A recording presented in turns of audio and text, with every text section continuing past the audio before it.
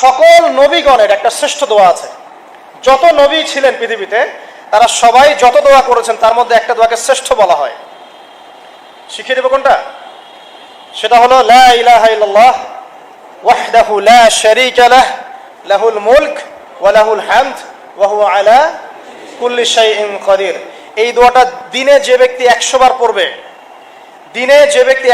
পড়বে, ওই দিন আল্লাহর লিস্টে ওই ব্যক্তি ছাড়া বেশি আমলকারী কেউ হতে পারবে না।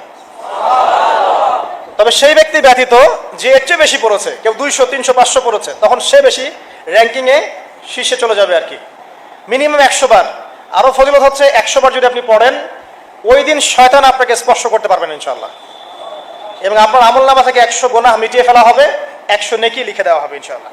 অতএব আজকে আমরা এই দোয়াটা পড়তে পারি, লা ইলাহা ইল্লাল্লাহ ওয়াহদাহু লা শারীকা লাহ লাহুল মুলক ওয়া লাহুল হামদ ওয়া হুয়া আলা কুল্লি শাইইন কাদির।